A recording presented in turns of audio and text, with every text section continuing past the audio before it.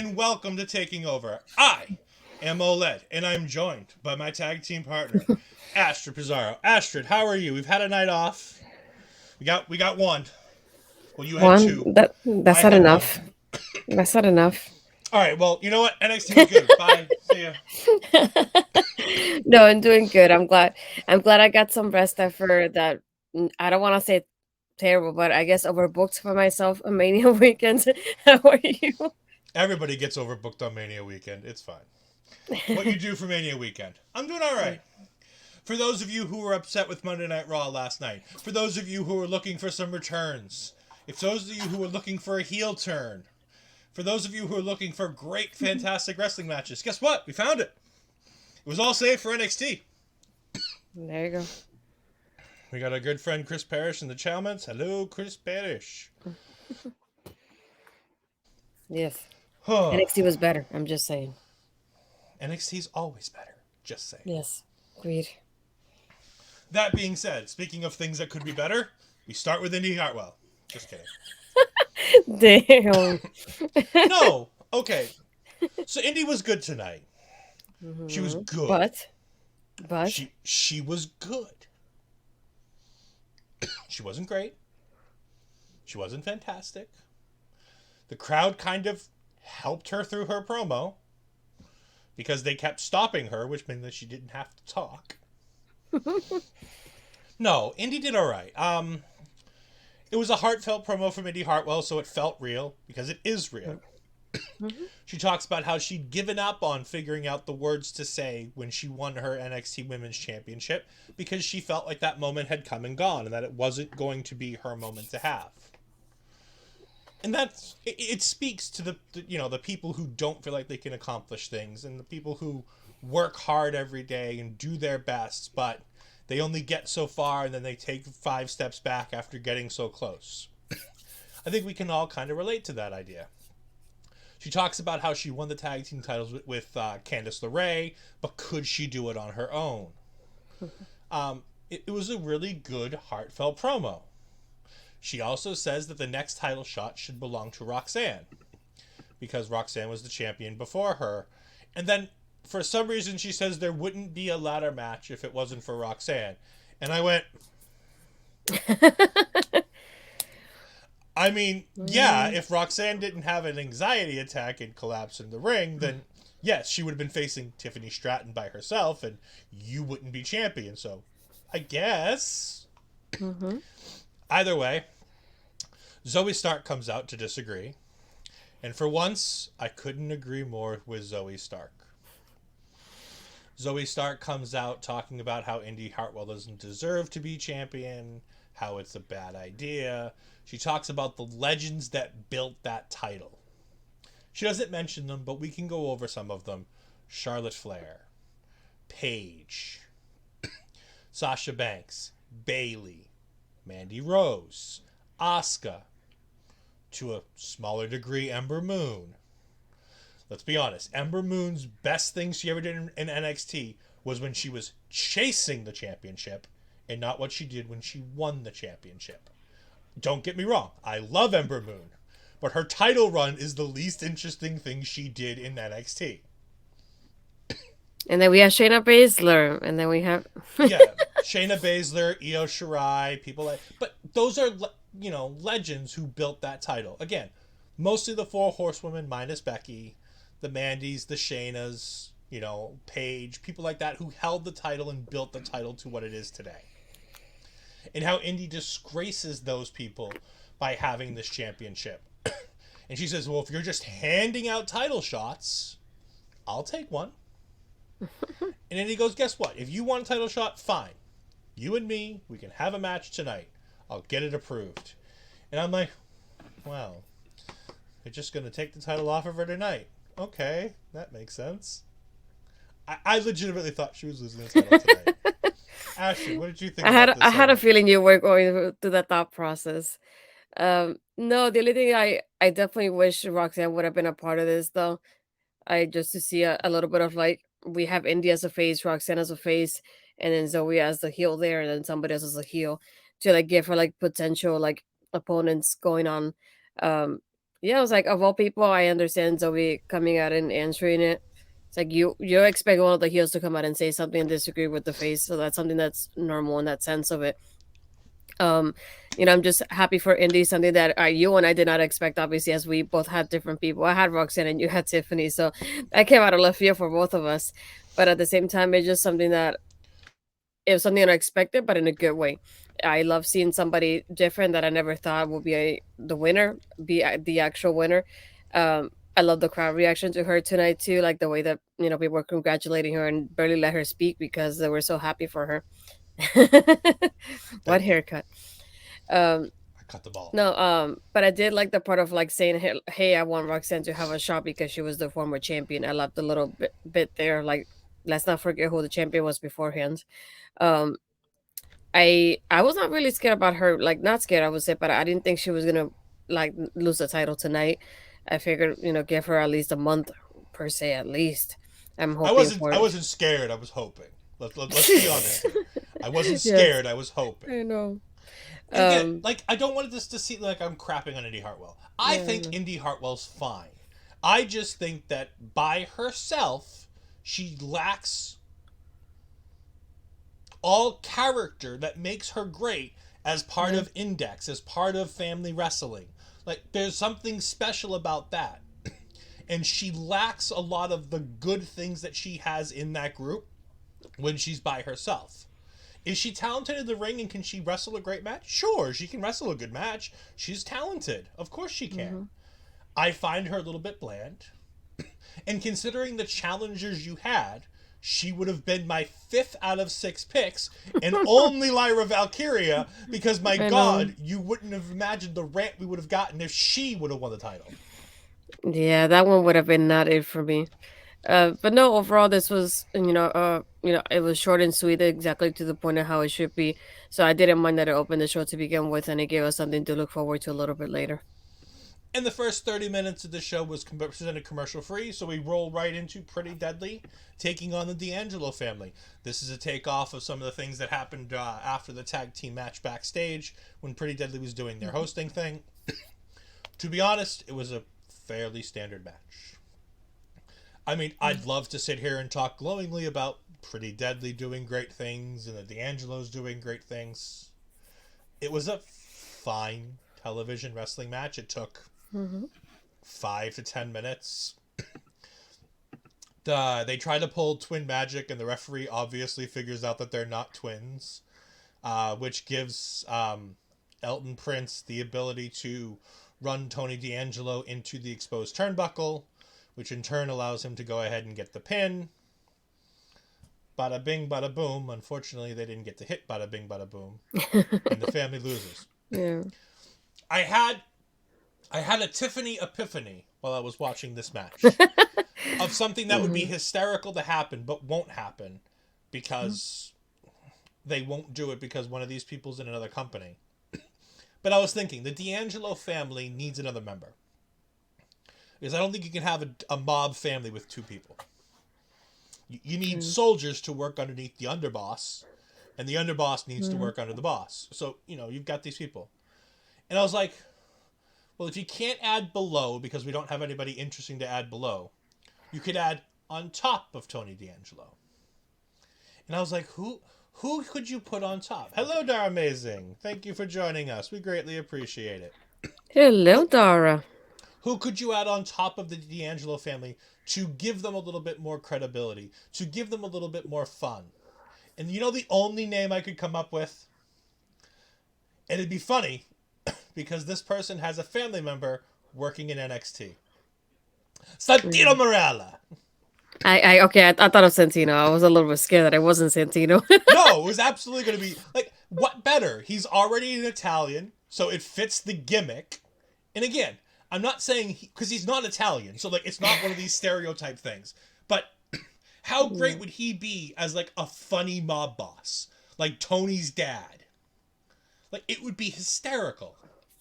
Bianca's already down there. Bianca posted that she was watching today. Fantastic. We're glad you're doing okay. We can't wait to have you back. No Barry. Bad Barry. No Von Wagner. No Von Wagner. The Pretty Deadly Twinster. Yeah, yeah. They tried to pull.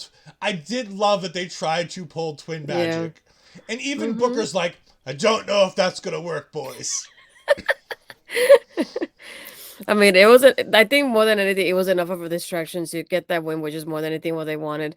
One thing that I did like think I kept thinking about in this match, so it's like they kept having Stacks in like towards their corner and keeping him away from Tony, and Mm-hmm. keeping that kind of like momentum in the tag team match, and just basically think of like how do we go from Tony being a, like a heelish guy to him being in this type of situation that he's in the other corner, can't help Staggs, and then when he's in the match, he gets hit with a supposed turnbuckle, and he gets down for the pin, and he's the one that loses this time. It wasn't Staggs, right? Yep. So I was like, that feels weird to think about. Like, how do you go from that to that? I don't know. But to think about like what you're saying too, I feel like at this point, it Stacks is not even under Tony because right now they feel like almost equals the way he's treating him because he's treating him more like a friend of like and like a teammate more than just like I'm your boss and I'm above you. So I Yeah. feel like if there's some maybe somebody else would kind of come in and kind of cause that friction to like remind him is like you should be the boss and you shouldn't be like at the same level as he is because he just joined the family versus you are the family. Um but yeah, I thought it was interesting thinking of like the tag team like psychology there. I was like Tony was the one that used to be in this side of it and now he's on the other side of it. So I thought that was super interesting in this match. Yeah, they've done a really good job switching Tony D'Angelo to a babyface without any of us realizing it. And Yeah. just all of a sudden, we're like, "Wait, we love Tony D'Angelo." Wait, when did we fall in love with Tony D'Angelo?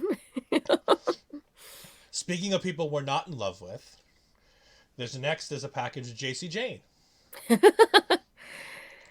No, so here's the thing. I was thinking about it. We didn't talk about it during the show for Stand and Deliver because we had Yeah. so much else going on. Mm-hmm. And honestly, we'll be honest. We both loved Stand and Deliver, but we knew we had WrestleMania coming up and we both Yeah. wanted to get a nap in and get some work done. JC Jane costs Gigi Dolan the title win. I have one question. Why?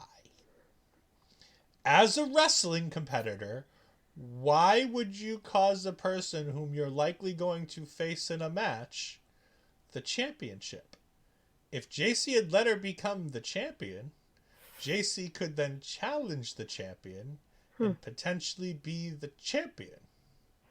I think it could be also from this aspect of like think about it kind of like in real life kind of situation. Like if I don't like you, why would I want you to win something and like win a championship over me, for example? Like it's like, oh, Ed is the champion, but I'm not the champion, so I don't like it. And it Well, of should be course I'm the like champion. so that kind of thing is like what I think about it, like as friends or like friends being enemies. Like I wouldn't want her to be the champion, be like she became champion before I was, kind of thing. I would prefer me being first than her. So maybe that's the kind of thing that she wants to have that crying moment before Chi Chi gets it. That's the only thing that I can think about. Um, No, I get but it. I get it. that's the only thing. It's just one of those things that I think about. It's Yeah. systematic in wrestling. Like Mm-hmm. I'm in a feud with you. I'm gonna stop you at all costs from winning anything. And it's like, but why?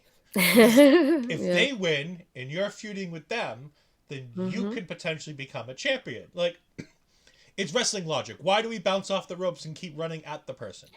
Because we have to. Yeah.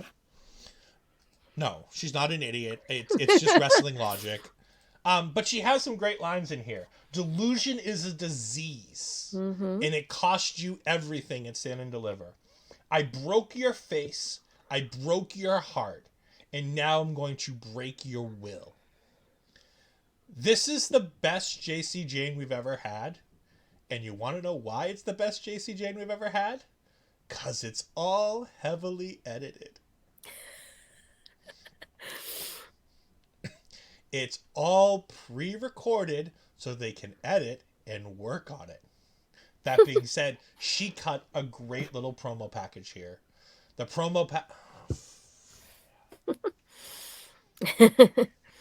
package on the digital exclusives that they kind of sort of used post Stand and Deliver. The promo package here, it was really good, and I'm excited to see what match comes next between these two ladies. Yeah.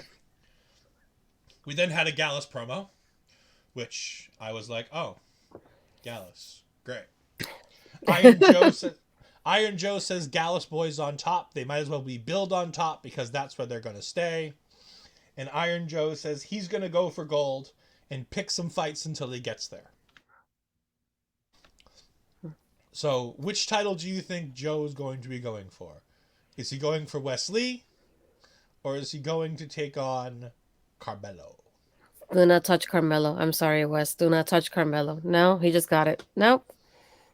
Don't even try. Speaking of fun things we have to watch, we then had the pleasure of watching Dragon Lee versus Nathan Frazier. Or Astrid just doing this the entire time. Pretty much. But first, before we get to the match, we had the re-debut in NXT. I think it's a re-debut. It's a return. It's a re-debut of NXT UK's Heritage Cup champion, the Scottish Supernova 11, I think he called himself, Noam Dar. And he says that he has spent months negotiating with NXT to make this appearance. That he was the biggest free agent from NXT Europe, which he wasn't. To which he has the prestigious Heritage Cup, whom I forgot was the champion of, because the Heritage Cup is not prestigious. They tried. I mean, wasn't Nathan Frazier a former Heritage Cup champion in the ring? I don't remember at this point. I just know it came out of nowhere because the way they showed it, they showed the camera showing somebody climbing over the guardrail, the barrier. Then I kept thinking, what the heck? But nobody was running onto him to stop him, so that's why I knew it was part of the show. I was like, okay, but who is this? Because all I could see is the back of the hair. And then when I see him, I was like, no, Dar, what the hell? You know the only thing he was missing? What? He's missing one Alicia thing. Fox. Alicia Fox. And then I like when after he climbs it, he takes the Heritage Cup, and I'm like, ew, okay. I like how he just had it all planned out. Like, I'm going to the guardrail this one, then I'm taking this trophy as well. Yeah, definitely something that was unexpected to start the match. I'm like, this is another thing that I was missing from Lava. I all these random people coming in here. It's all these random kind of things that you don't, not random, but something you don't expect to anybody to come out. I was not expecting him to be there at all, and he didn't even get a reaction. So I don't think people realized. I don't know if people didn't realize that he was there because they were focused on what was going on, or nobody paid attention to him. I don't know what happened there, but I didn't hear enough reaction from him. I mean, it's hard to get a reaction for Noam Dar when you've just entered Dragon Lee into the arena. I'm sorry, Noam, but you've just had Dragon Lee come into the arena. Nathan Frazier came in before him.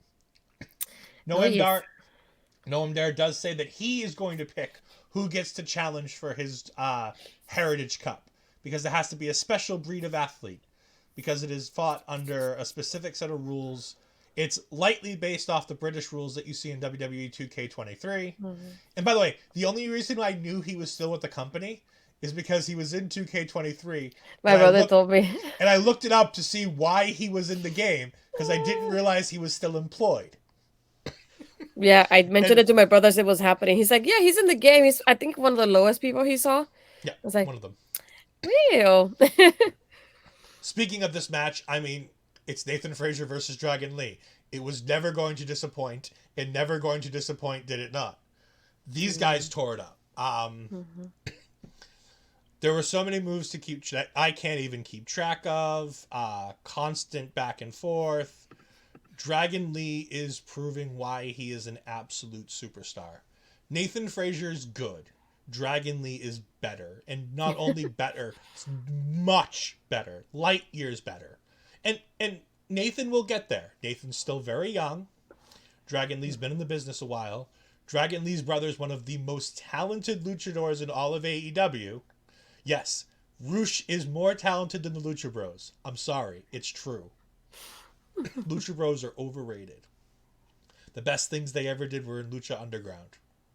By the way, if y'all never checked out Lucha Underground, please do. Mm-hmm.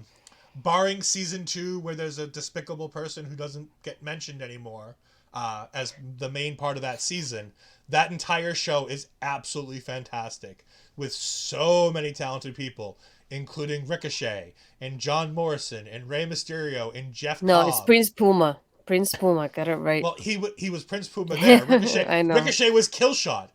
Yeah, Santos Escobar was the guy with the mhm. horn. He had the big head, the I deer forgot all head. their He was names. the hunter. I know he was the hunter. I forget what the name is though, I off the top forgot of my head. all their names. Somebody fact check me in the comments. Anyways, Dragon Lee gets the win with a really really good running knee, reminiscent of Mandy Rose. God, there were so many spots in this match. It's just hard to pick one.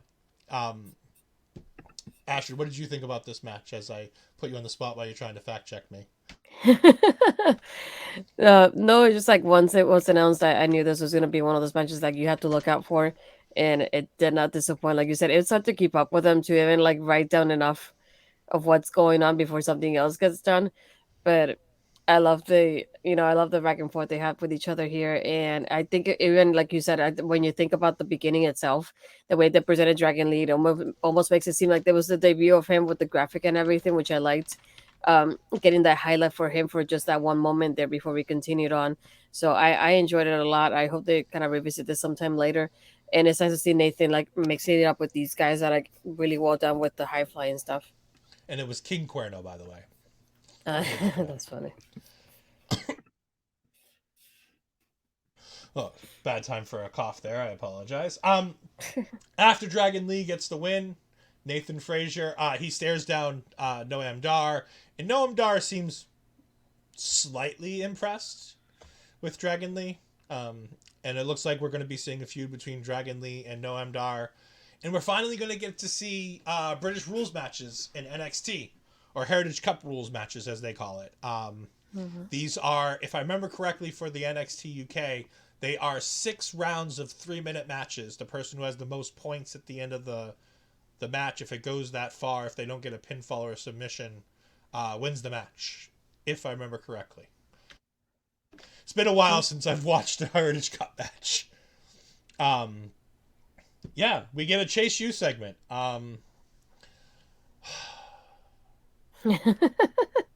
I don't know what to think of this Mhm. Chase U segment. So, Right. Andre Chase is talking about the match at Stand and Deliver, and he's excited, and he says he wants to thank the honorary alumni, Tyler Bate, for helping them at Mm. Stand and Deliver. To which Duke gets irritated and is like, oh, yeah, he was great, but, I'm the one how outsmarted everybody and won us the match. And he's like, well, you know Mhm. what, Duke? I was about to go ahead and congratulate you and, give you all this glory. But I remembered that you don't like all Yeah. that glory and, you don't want awards and things like that for doing what you're supposed to Yeah. do, this, that, and the other thing. And Duke gets up all hissy pissy and he's like, no, but it's me. I deserve all the awards. It's not Tia. I deserve awards. And I'm just like, oh my god, I hate this. I hate all of this. Because this is the corny part of wrestling that's just dumb. Because not only does it doesn't go with the story because he's actively arguing about this and then wants it for himself. But it's also not Yeah. entertaining because Duke's a bad actor. So it feels fake and it feels unauthentic, and so I don't like it and I don't want to see it.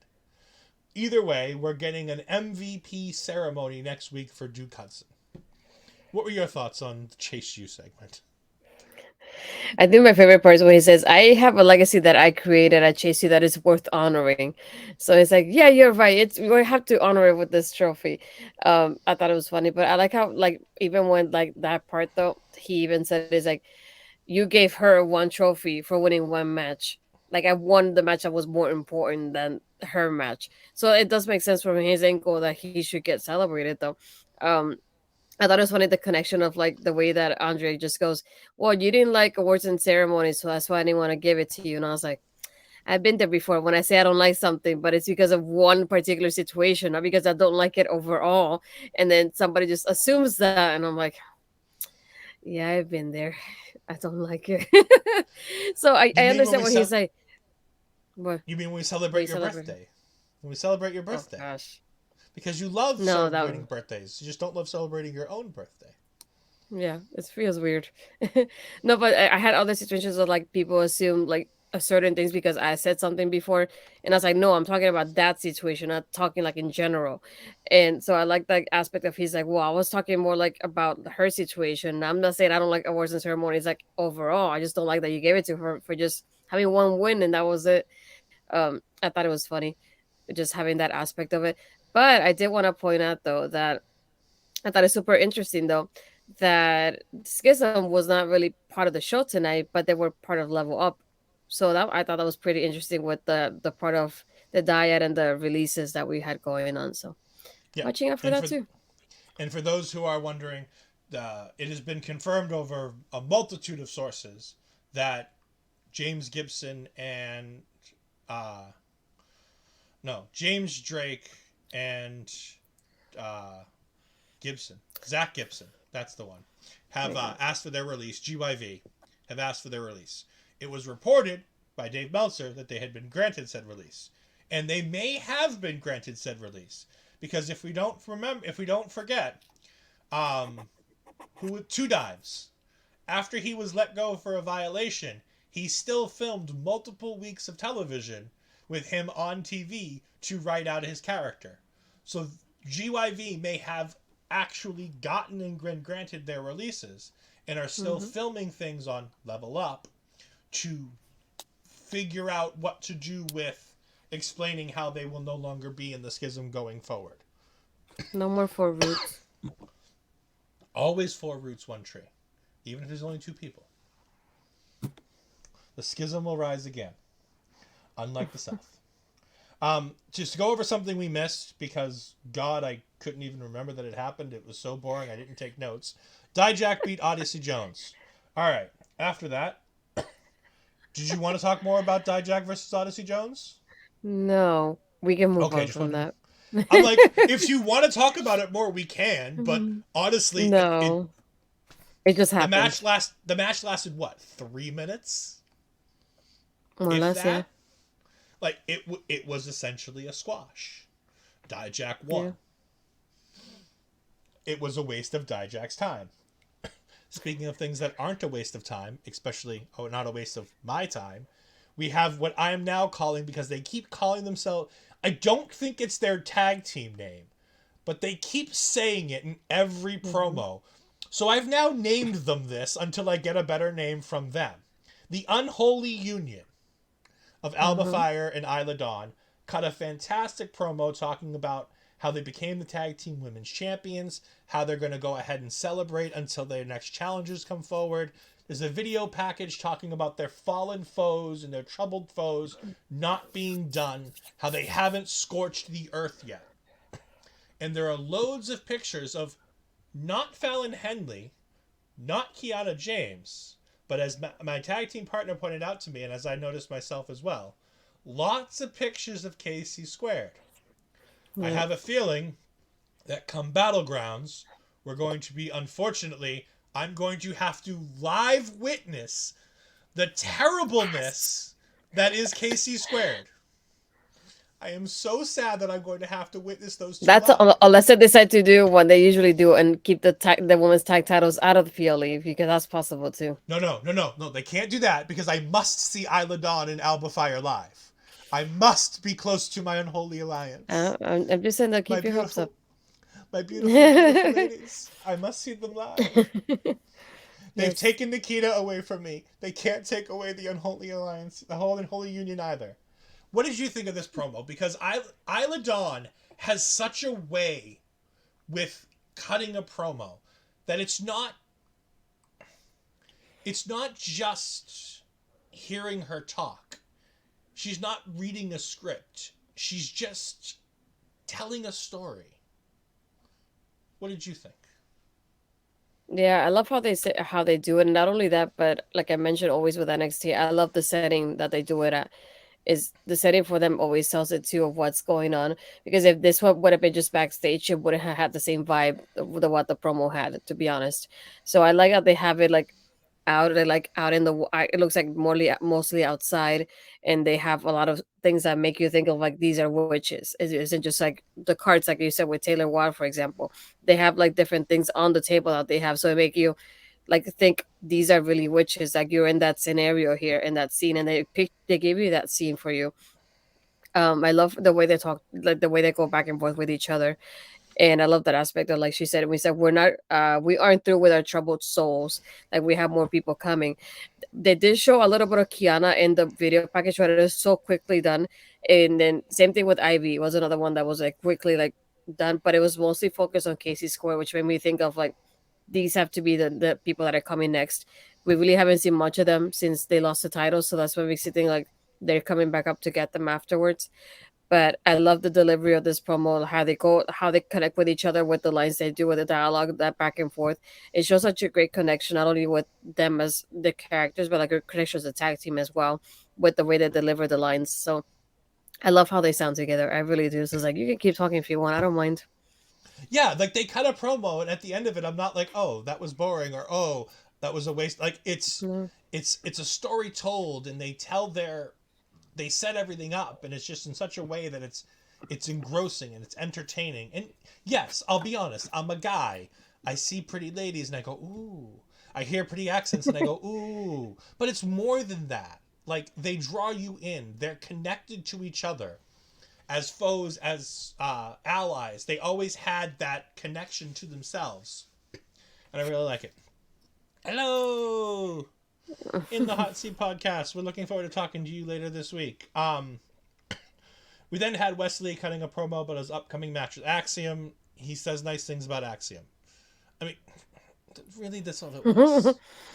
Talking about good promos, and then we have Wesley. It wasn't bad. It was fine, but it's just It's short standard. and sweet. Hey, I'm a good guy. This is going to be fun. I can't wait to take him on. He's great. Mm. Mello and Braun did such a much better job of being like, hey, he's great, but making it interesting. And Wesley obviously didn't watch any of those video packages. Yeah. We then get the draw segment of the night, and I use that because people forget that while the main event is an important spot, and I had this back and forth with Astrid, and I still maintain that I think it's a bad sign that they were the draw segment as opposed to the main event. Even that they weren't the main event match. The fact that they were the draw segment, the between 8 to 9, this is the segment that's supposed to hold the viewers, make sure that whatever comes on at 9 o'clock on Tuesday night doesn't draw people away. You try to put something big on in this spot. While Indy versus Zoe is potentially one of those things, I think this would have been a great spot for Carmelo. I think he's much more entertaining. I think he's much more engaging. Or, if you wanted to do that, this could have been the spot for that U.S. title match. The North American title match. Mm-hmm. Because I think that would have been a better draw segment match than what we got here. Not saying this was bad, but it doesn't Yeah. show the utmost confidence in Indy Hartwell and Zoe Stark to run the main event. Mm-hmm. I don't know. I don't know if it's right or wrong. I'm just saying, as her first match, it seemed a little unusual that they were the draw segment as opposed to the main event. That Yeah, being that's what said, I keep thinking. Like, yep. if you're gonna not have them as the main, I kept thinking, okay, we have two championship matches, and then the Mellow Celebration, which are the most important things if you think about it this way from the show. Mm-hmm. So I kept thinking either you do Wesley here or you do Indy here, and then somebody goes as like basically semi-main event, and then the Mellow Celebration. So I wonder what the decision was in that process of like you guys go first, and then Wes and Axiom go later on. That's the part that I obviously we can't really talk about in that aspect, but I'm like, how do you choose which one is better than the other one? I'd say to go first. That's the only thing that I could think of. But I was like, the way I thought about it was like the women were probably not main eventing because the Mellow Celebration felt more important. That aspect was like it's Carmelo, is the NXT Championship, and something else bigger than like just winning was gonna happen during the main event. This is why we think of like this is why the Mellow Celebration is probably closing. And when I say main event, I don't even necessarily mean that they had to close the show. Like, they didn't have to be the Mm-hmm. last thing we saw. But there are two. The main event match, in my eyes, was where I think I would have put this. And the reason why I say it shows that there might not be as much confidence in Indy Hartwell as some of the others. If this had been Mandy, if this had been Sasha, if this had been Bailey, in this spot at this time in NXT, where women have been main eventing shows, where women have been doing yeoman's work and doing big things. I think it's unusual that the women didn't get a bigger spotlight. While the draw segment is important, I think it would have been nice to have had Indy Hartwell have that main event match when you know you don't have to have her close the show. You know you have something bigger and better to go after her with Mello. Not that the men are bigger and better than the women, but you have that big championship moment that you're talking about. And you're going to say, okay, that's where we're ending the show. We have the two champions bookending the show, beginning and end. I would have liked this match to have been later. I think it would have given them more confidence, and I think it would have showed more confidence in them. That being said, they had a great match. They had a really good match. It went about 10, 15 minutes. It went through an ad break or two. And I say it went through an ad break. I would say it would have been 2, but there were limited commercials tonight, which was nice. By the way, thank you, USA. Please, can we have limited commercials every week? Like, we don't have to have commercial-free half hour for the first, half hour of the show. But can we have less commercials every week? Because that would be grand. I'm all for that. Because that was great. Like, having less commercials, the show had such a better flow. There wasn't so many, but first we have this. It was match. Have almost the whole match without a commercial. And then be like, segment, commercial, segment. Oh, it felt so nice. There was more wrestling than last night. Well, yeah, but that's because Raw sucks. I know. Regardless what people on this channel say. Talk to me as the host of Ladies Wrestling Showcase, as the person who writes for Women's Wrestling Talk for NXT. Talk to me about Indy Hartwell versus Zoe Stark. Sheesh. I feel like I don't know where to start with this. Just the part of like, I like how I feel like they work better this time around together than any time I've ever seen them. And that feels weird to say because I feel like the first or second time they met, I think the first time, if I'm not mistaken, that we talked about it on here, I had hope that this is the kind of match that we'll have that one time that I was complaining about it because it wasn't that great. So I'm like, when I saw this, I kept thinking, see, you could deliver. Why didn't you do this last time? I feel like they had chemistry this time around compared to how it was before. And I enjoyed it a lot more. And it's like, this is what I wanted from you guys. But I thought like the ending itself, oh yes, that's for sure. The ending in itself, we had Indy just counter Zoe's move and just do the crucifix for a quick kind of roll up thing. And she just retained the title that way. To me, that's not surprising either because you don't want somebody, for example, like Zoe to be like pinned to the mat exactly, like a roll up kind of like out of nowhere. So it makes more sense, and you don't want her to tap out either. You want her to keep that momentum and kind of have her be in that like, oh, she got me by surprise kind of situation. It does make sense for Zoe going forward. And what I love more than anything was after this match, Indy's raising the championship in the air. We'll get there. Okay, then you go. Give me a second here. I want to talk about the Z360 in the finish because I thought that was a supremely creative idea and a great finish to this match.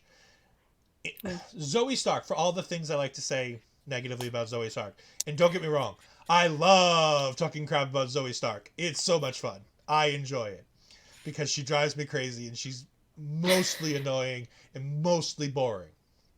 Because she's so monotone and she doesn't raise and lower and she doesn't try to be entertaining. She's just so bland. That being said, I really liked the finish with trying to hit that Z360 and hitting it and having Indy fall out and having her go, okay, no, I have to get her back up. Going outside, grabbing her, throwing her back in the ring. Going ahead and getting the pin. But being Zoe Stark, she's overconfident. She's cocky. She does a lackadaisical cover. She thinks it's all in the bag. And she goes ahead and gets rolled up. It's perfect. It fits both characters.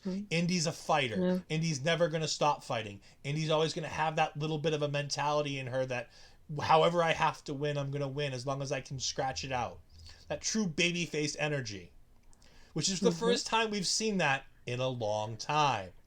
Because she's been a tweener for the better part of 4 months. Yeah. 5 months. Like, she's not been a babyface. She's not been a heel. She's been kind of in the Mm-mm. middle. Um, I really like that. Before we get to the post match, we do have Barry saying these two are okay in the ring, boring as characters, and have mid carders to help others written all over them. I wouldn't necessarily disagree with that statement. I think they're both definitely at this point in their career, they're both mid carders. I've said before, and I'll say it again: Indy is a solo wrestler without the way, without everything else around her, without Index. She's a bit on the bland side. She's a bit on the boring side. Zoe Stark is too. Mm-hmm. God, we made a living out of talking about how boring Zoe Stark was when her run with Io Shirai. Or No, Io we're not Sky, talking as we about now that. call her. No, no. But you remember how many weeks did we come on this show talking about how bland and boring she was, I and know. and how while we don't wish injuries on anybody, we were really glad when she got hurt and wasn't on TV anymore. Um, Yeah.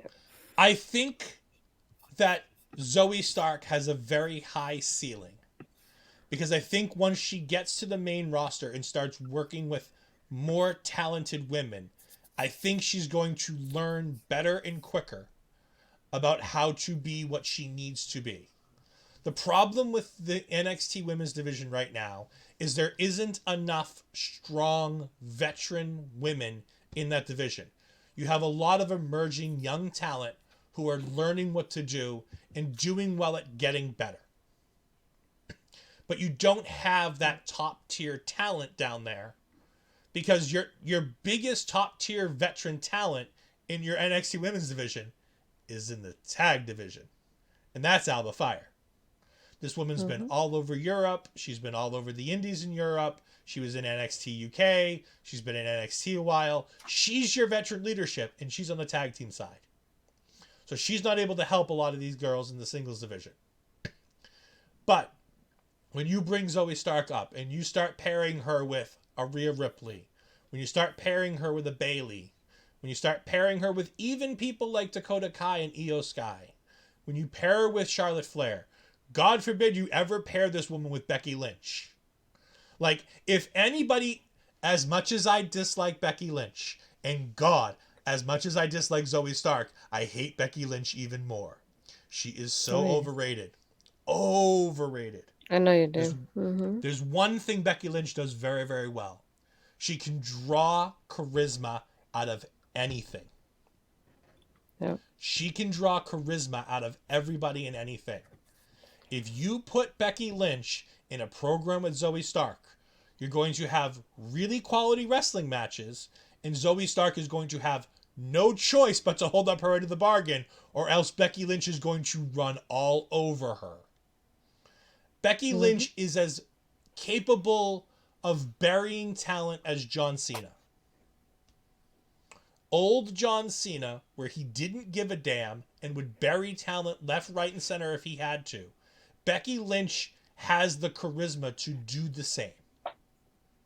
And if you put somebody like Zoe with a Charlotte, with a Rhea, with a Bianca, with a Becky, she's going to have no choice but to get better. Because those four aren't going to deal with a boring opponent. Yeah. Trust me. We've seen that. Plus, if you think about it, when she was part of the SmackDown Women's Championship match, Charlotte already praised her as it was because of her wrestling aspect too. So it's like I can only imagine like working around somebody like Charlotte very often and getting better at it like that. I think that's something that she needs. Um I also thought about it something that I didn't think about at first when I was watching this match. It's like I like how when Indy lost at first the match to get into the ladder match, the one that laughed at her was Zoe backstage telling her, "I'm Mm-hmm. looking at not the next NXT Women's Champion," and I'm like, that's interesting to think about, especially after tonight. Yeah. Post match, as Astrid wanted to say, and I'll give Astrid the chance to talk about it in a moment, we had the return of Cora Jade as she comes running in and beats the hell out of Indy Hartwell as she's holding up the title. Well, actually, before that, Tiffany Stratton was at the ringside coming Mhm. out of the ramp. Again, Tiffany Stratton consistently getting the ramp, getting the stars treatment of having the ramp to be Yeah. able to frame her in the right way to make her look like a big deal. And then we had Cora Jade come in and attack her. And then as Cora Jade's leaving, she looks at Tiffany Stratton and she says, and I quote, "That title's mine. Get out of the way." That's okay. Cora Jade versus Tiffany Stratton? Yes, please. Yes. I don't know who the fans would cheer for. Like, Tiffany's entertaining and people hate Cora Jade, so I'm guessing they'd cheer for Tiffany, but I sure as hell know the WWE doesn't want that to happen. Yeah, that's very true. What did you think of the return of Cora Jade? How was it executed well for you? Yeah, because I kept first I wonder who it was when it was happening, and I love that aspect of like I love how Indy's champion and she already has people lined up to go against her. Like we had Zoe tonight, and then we had on top of first Tiffany if you go by that order, and then Cora Jade. So it's nice to see that as a new champion, they already have people lined up to go against her, which is something that was lacking with Roxanne because of the circumstances when she became champion. So I like how we have something built up here. It's like you're next, and you're next, and you're next. I just kept thinking, okay, first Zoe's in the back of the line now. That's how I thought about it after losing tonight. So it's like, okay, so she goes against Tiffany or she go against Cora? Do they go one on one and whoever wins goes against Indy? So it's like either way, I feel like they have options of how to bring this up to who goes first, or they decide to do both at the same time. So I think it'll be interesting going forward either way for me. I'm excited for having the girls in there because I keep thinking I would like Tiffany as champion. I would like Cora as champion. So it's like either way, I'm good with it. I just want to see which one goes over first to become champion. I think it'll be So, interesting having Cora as champion and then having Roxanne come in and say, I never lost a title, so I can get my rematch against you now. And then we have to revisit it from before as well. So I was like, either way, the next couple weeks, maybe months are going to be super interesting in the women's division. just to keep all the women's division stuff separate, because I want to talk about how the women were treated on this show, because we've been burying NXT lately for the treatment of the women's division. So after this, few segments later, we had Cora Jade leaving the arena, and somebody was trying to get words from her, and she says, "You'll hear all you want answers. You'll get answers next week." And then Lyra Valkyria came up to her and was like, "Hey, remember me? You can try to run away from the past, but don't worry, the future is here." And I'm like, "Hey, they didn't forget. Good job. You didn't forget about the match that you scrapped at the last minute and didn't tell nobody Yeah. about." I like it. They remembered. It's good. Like, it's Yeah, not I love her long-term lines storytelling. too. Yeah, Yeah. Lyra felt important. I'm like, oh god, hmm Lyra Valkyrie's here. And then she cut the promo. I'm like, that wasn't half bad. Yeah, and I like how not only that, but like the reaction with Cora in itself, you're like, kind of like I was hoping you would forget about it, kind of thing. And I love what she told her. She's like, like you said, she said, Remember the future, and you can't escape your fate," is what she told her. And like that part of like Cora, kind of like hoping she would forget about it, and Cora not even responding to it makes you feel like a certain way. It's like this probably has to happen before she gets to the championship, so that will be interesting to see as well. I'm hoping Cora being like she has more of a character to her. I'm hoping she can pull that out of Lyra in their match and make it interesting because still Lyra's not interesting to me, unfortunately. So I'm hoping something with Cora will help her on that aspect too. A couple more things that I apparently forgot about as I just check my notes and go, oh, yeah, these things happen too. We have Kiana James and Brooks Jensen backstage Told you it arguing was about not over. not. I blame you for this. This is all your fault. Moi? No. Yes, yes, J Pass. J Pass. Your fault. Je ne sais pas. Uh, yeah, it is your fault. You do know. It is absolutely your fault. Kiana's yelling at Brooks for not helping her cheat. Fallon comes in, storms in, and says, "You're mad at him for not cheating when you're cheating on him." To which Brooks goes, "Wait, you're cheating on me?" To which Kiana, expertly avoiding this, the cheater, as the cheaters always do, goes, "Wait, we were never exclusive. I was just dating the field. We never settled on anything. We didn't agree that you were boyfriend, girlfriend. We were just, dating." And I'm like, that kind of makes sense. I hate that. Um, Yep. she then says that the kiss made it exclusive and that that she thought that it was going to be them, but then he didn't listen to her with the pay-per-view, and then she just needs some time and space, and she walks away. and he's pissed off, and Fallon and Briggs are trying to go ahead and console him and trying to say, well, you know what, better luck next time. And he goes, I just want you to both stay out of my relationship. I'm gonna get her back. And I'm like, no. And it lives another week. Oh, Ha ha ha. I hate you. This is all your fault. You have at least another week of it. Oh wait, I'm because they looking have for a a new rematch next co-host for week. NXT. I'm looking for a new co-host for Taking Over. If anybody's interested, go ahead and email olepodcast@gmail.com, and potentially I can have a new co-host. No. Just kidding. Just kidding. Oh, plus they have the rematch next week, so I wonder how this is gonna play a factor into it. Because Fallon and I was gonna say Tatum, Fallon and Kiana are not really on the same page. Not that they were ever on the same page, but I feel like it's even more less now. So yeah, I was like, it's gonna be interesting because it's gonna leave another week at least. No, Barry. No, Barry. I wish it were like Shakespeare. The only part that's like Shakespeare is the fact that I want to stab myself when I watch it, as opposed to the actors on stage stabbing themselves in Romeo and Juliet. To finish out the men's and women's, the women's segments on the show, we had Ivy Nile versus Tatum Paxley in a match. God, this was so not worth the whole thing that we did to get here. They made Tatum Paxley look awful in this. It built Ivy, I guess. But God, did it do nothing for Tatum Paxley. Javier, I'm sorry. No. Your girl did not get treated well. But if either of you want to come on the show, we can talk about it and talk about how terrible of a person Ivy Nile was as a tag team partner. It's fine. We'll do it. Ivy Nile got the win with her submission. Uh, this this wasn't worth the time they gave it, to be honest. Do you No, I think disagree? the only thing that I really liked from Tatum was she did that suplex from the middle rope. No, very. When she did that little suplex on the middle rope with Ivy. That's the only part that I was like, that looked nice. And that's what I was like, oh, never mind. It went downhill from there. We're trying to, Barry. We're really trying tonight.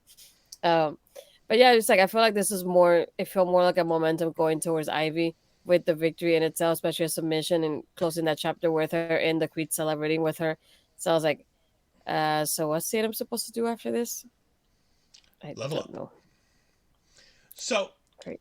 going ahead and giving a grand total of the women's stuff, we had the celebration for Indy Hartwell in the beginning of the show. We had the segment with the Unholy Union, talking about what comes next. We had the Indy Hartwell match. We had the return of Cora Jade. We found out that we're going to see Cora Jade versus Lyra Valkyria at some point in the near future. Hmm. Tiffany Stratton is still a main point in the women's division. And we've revitalized any interest in Ivy Nile because boy was she getting stale and boring with all the crap that they were doing with her. How do you feel about the women's division now coming out of Stand and Deliver and coming out of NXT tonight versus how we were going into the show this weekend? I feel like it.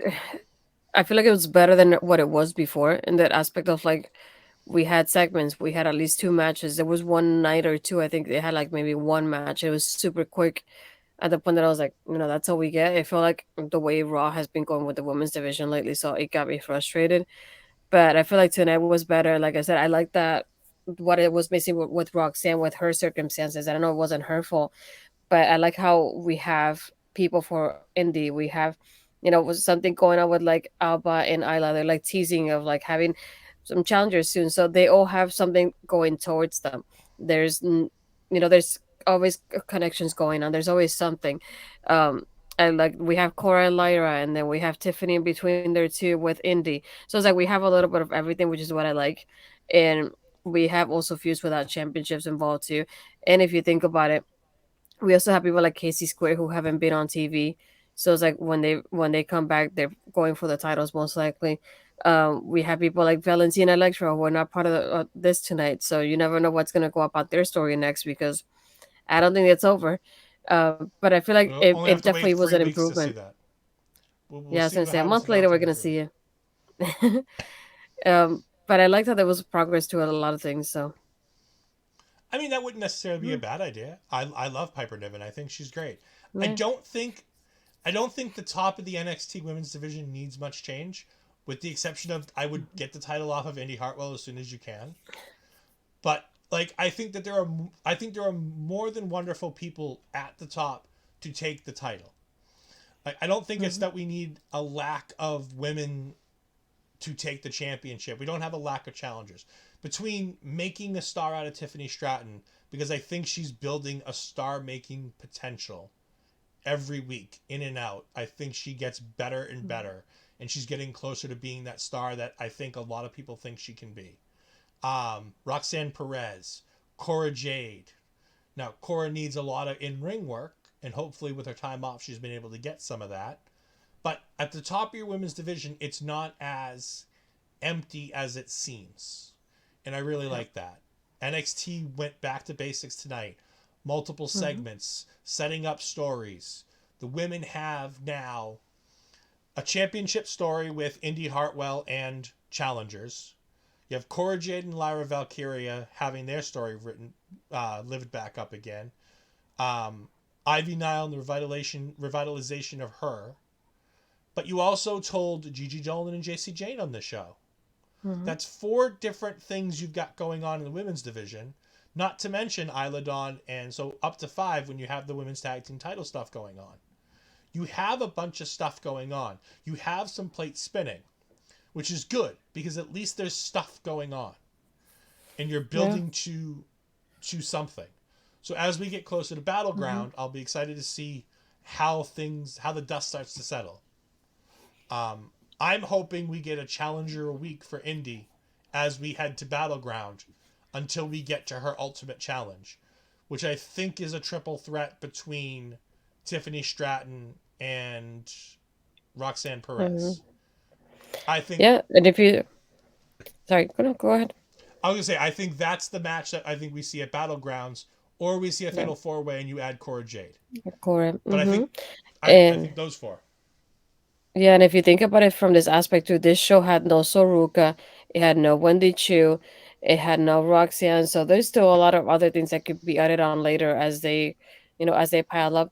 And obviously we have people like Nikita who's still out for a long while, but there were still a lot of women that were missing. So you never know how they could be added to stories or creative stories with them in the next couple weeks as well.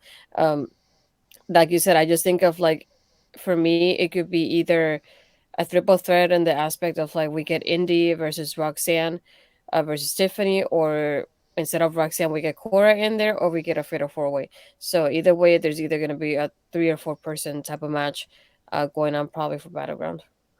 Yeah.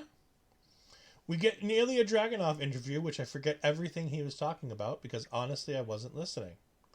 Uh, Most importantly about this, and I can't believe I'm going to say important and this person's name afterwards, Von Wagner comes in to pick a fight with him.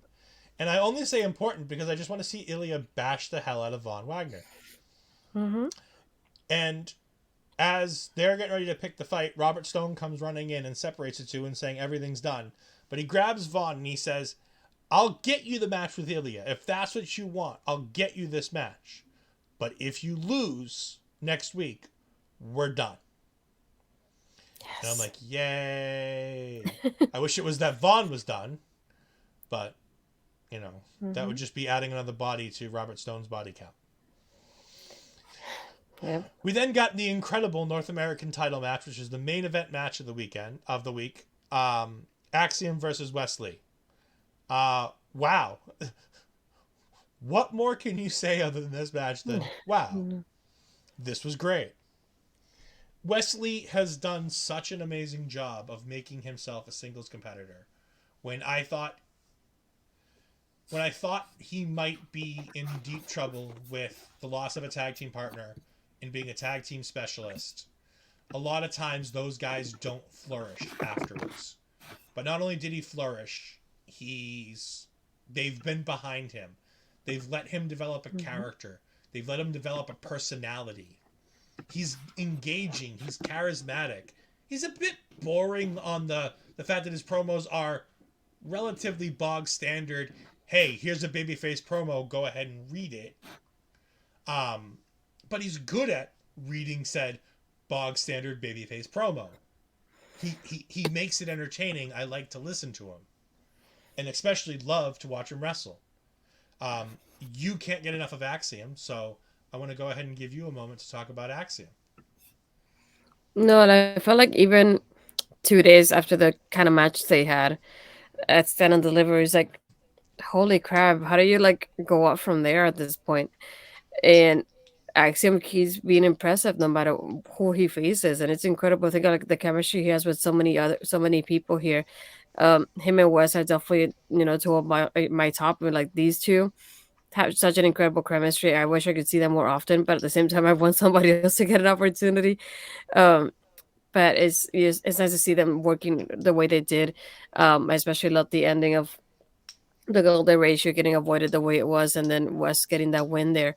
Um, and I like how Axiom was the kind of character that he said, "I'm not giving up until I get this championship match." Whether it's through that open challenge, just following Wes wherever I had to until I got it. So he's really persistent when he wants something. He definitely tries to get it.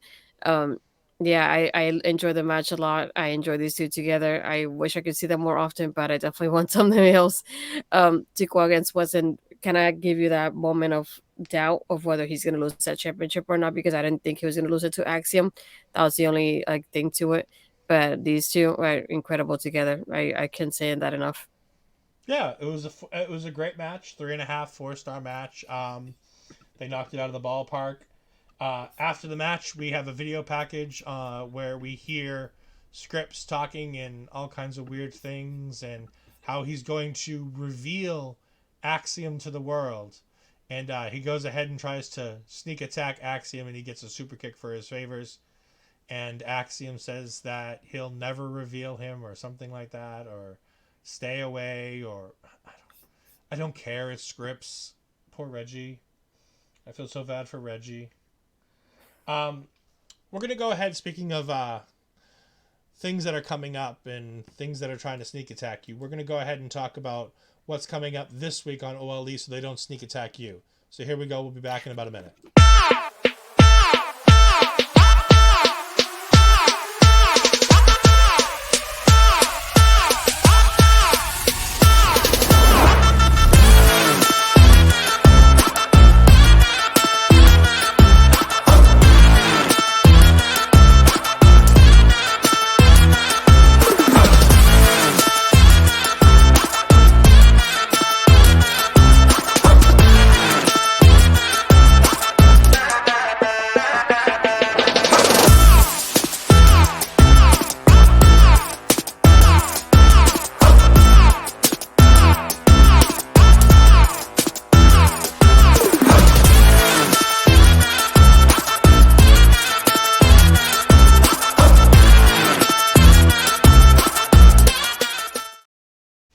So yes, those are all the wonderful programming that we've got coming up this week. But there's still a little bit of things left to tie up this week. We have Nathan Frazier backstage, and I'm going to revert to my notes from something else. So give me one moment while I pull up the Slack chat, because I actually wrote this entire promo to Astrid. I copied and pasted it to do it. Oh, did you already do it? Even though I didn't start the year off on a good note, I know I can turn it around. Mackenzie then talks about how that's so great for him being at such a young age to be able to have that kind of an outlook. And he goes, when you have a moment of enlightenment, your perspective changes. And when your perspective changes, your reality changes. And I'm pretty sure that's just what happened to me. No. And you know what this promo said in about 30 words that I could just read? Heel turn. What's the one thing that the North American title championship picture is lacking? A good top heel. Mm-hmm. A top high flying heel. We've got plenty of heels. I mean, you've got Jaden McDouchebag. You've got Joe Coffey. You've got Dijak. You've got some top heels, but you don't have a high flying heel. I mean, you have Reggie, but Reggie's not top anything. So, I think Nathan Frazier as a heel could be something interesting. Yeah. I know it'll make Astrid sad to have to look at him as a heel and not be able to long for him like she does. But I like this promo. It was nice. It was simple. And again, Mhm. NXT doing these great, simple, to the point promos that take 30, 40 seconds and don't make us take 5 minutes to get, what could be done in 30. We do have Barry coming in and Yeah. saying, talking Reginald, I wish they would bring back the 24/7 title as a charity title, giving slightly shit wrestlers a role in the company.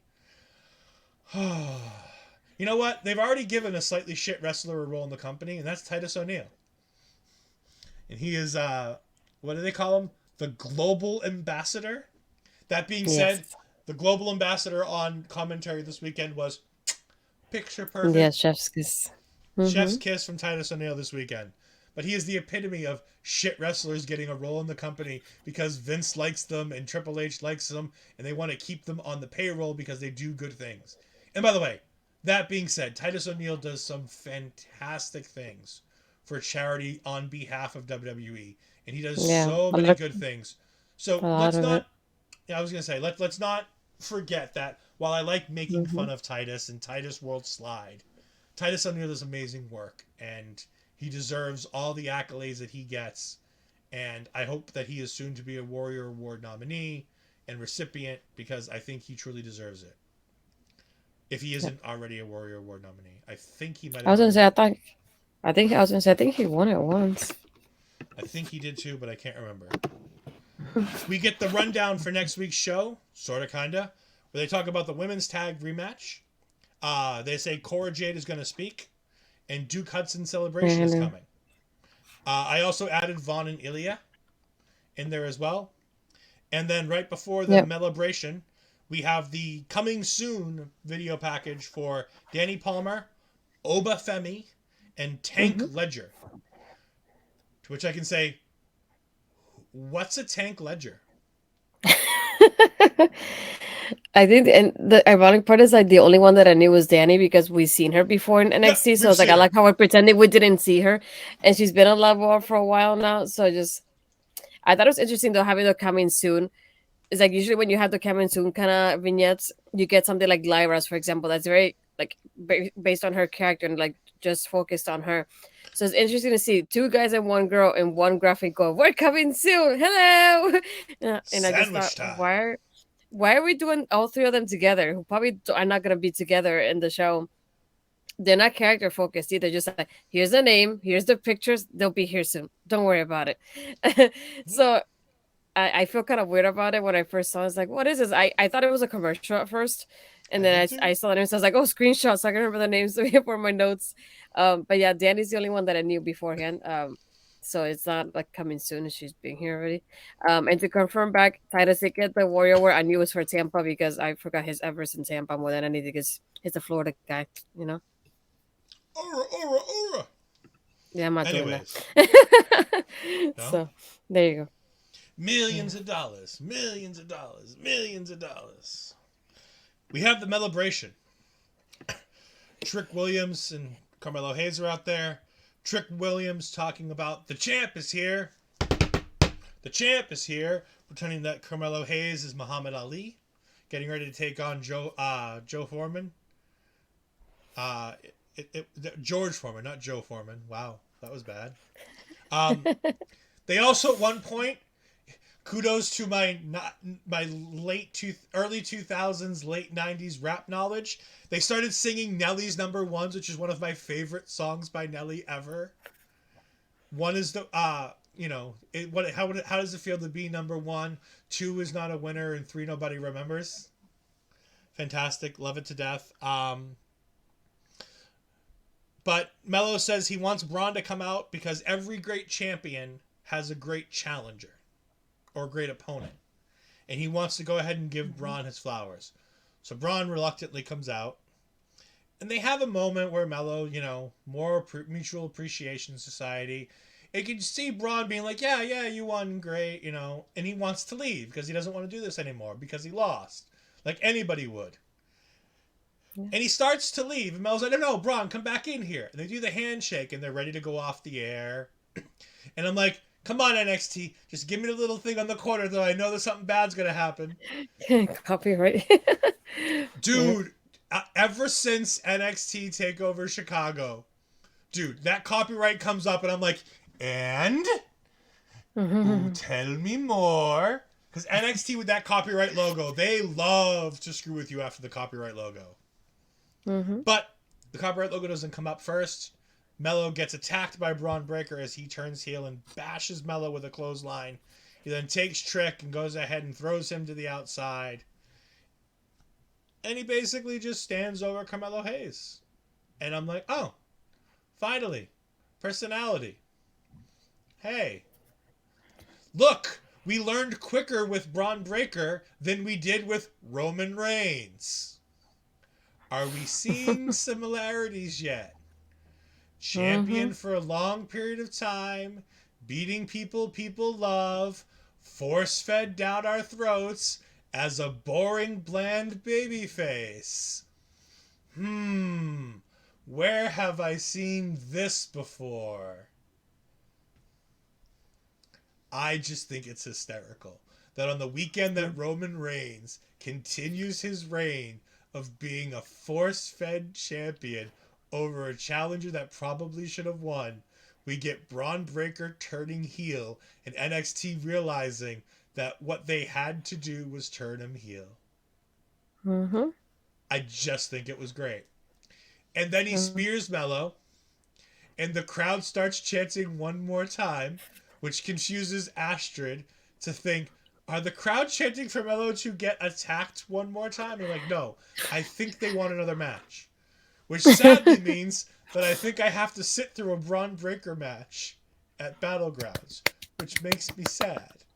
At least it'll be a Carmelo Hayes Braun Breaker match, so that makes me happy. Yeah.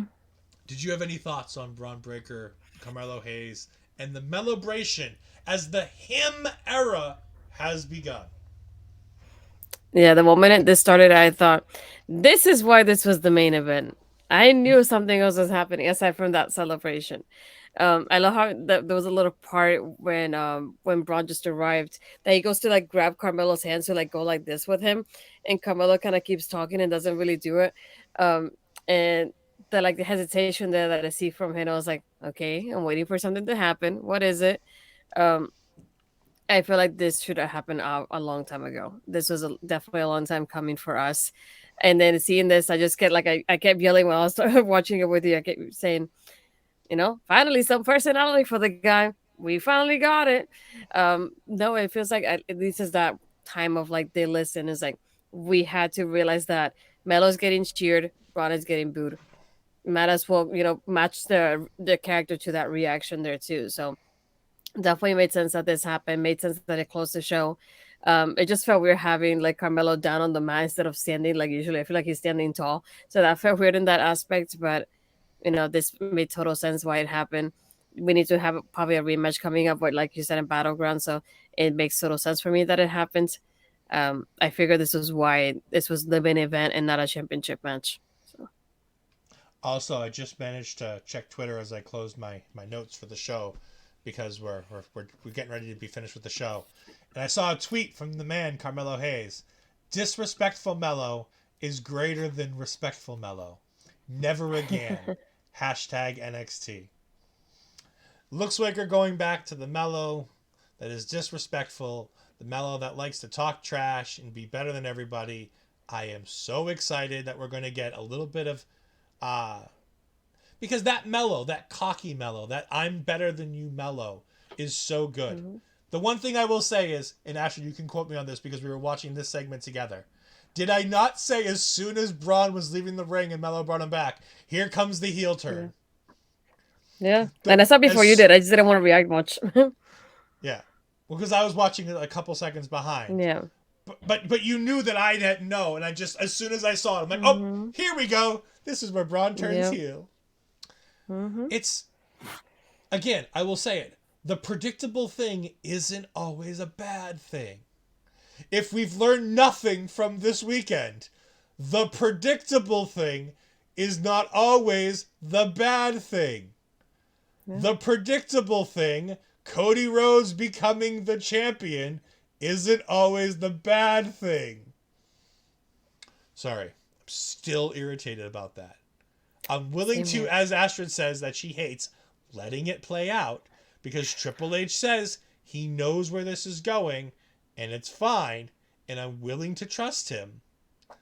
But I hope it doesn't take too long to get to fine because I'm not willing to wait too long. I'll let you know it's by SummerSlam. Anyway. I have money in the bank circled about 15 times with a big red pen. Because the 1,000 days happens on June 10th. Saudi show is May 27th. 1,000 days comes on June 10th. And oh look, July 1st is Money in the Bank. I got that one circle with a big circle on it. I think they want to do something special and something massive in front of that UK crowd. And I wouldn't be surprised if it's crowning Cody Rhodes and then having Cody beaten all in the same night. I'm long-term predicting a heel winning Money in the Bank. If it were me, for a short-term championship reign, what if Solo Sikoa won the Money in the Bank and Cody beats Roman and then Solo cashes in and beats Cody? Anything could happen. It's WWE. And then you have the triple threat at SummerSlam. And then Roman goes away for a nice long vacation. Well-earned long vacation. Yep. But that's main roster. That's not me and Astrid's forte. What did me and Astrid talk about? NXT. What else does Astrid talk about? Impact. So Astrid, tell us where we can find you. You can find me mostly on my Twitter, like it's there, Astrid Pizarro, and my Instagram, Astrid Pizarro 20. Yes, I'll be in here next week. I get on Tuesday doing Taking Over with you. This Thursday, making an impact with Cody. We'll definitely mention about a little bit of Multiverse United that we had a watch along for, and everything we had to catch up on for Impact before the show happens. So I know we definitely have a Team Bully Ray versus Team Tommy Dreamer coming for Rebellion, if I'm not mistaken. So we have to survive another month with them here, unfortunately. But that's what I have going on for this week. Back to regular schedule programming. I don't have anything else going on, thankfully. But anything that I did over the weekend is definitely on my socials if you want to check it out. And if you haven't, my YouTube channel has the latest Western Showcase episode that we did with Lauren, who was amazing to have finally a show with her. And I know I did the predictions on Jose's channel. And if you have Fightful Select, I was on a coexisting with Rob and Maggie. So all those things you can find there. And you can find my NXT review on Women's Wrestling Talk. There you go. And me, you can find me on Twitter at EdFries12584. You can find me on Twitch at EdFries2002. In the very near future, me and my good friend Parrish will be doing GM mode. We will be calling it Wrestle Draft, the return of Wrestle Draft. It's been picked up out of the bin from the other place and brought back to life. Wrestle Draft returns with me versus Parrish. It's going to be fun. We're looking forward to it. I have created the custom GMs for us. That was a long process, but it's been fun. You can find me here. Only here on Tuesday night. From here on out, I have an entire week off. I am so happy to not have to do any more shows, except one wonderful recording on Friday. But, that's fine. One recording I can handle. I don't have to do 16 shows in 2 days. But I have been Ed Fries. This has been Astrid Pizarro. We have taken over, and now we're headed out. Bye! Everyone is watching me when I'm coming around. They all are judging me when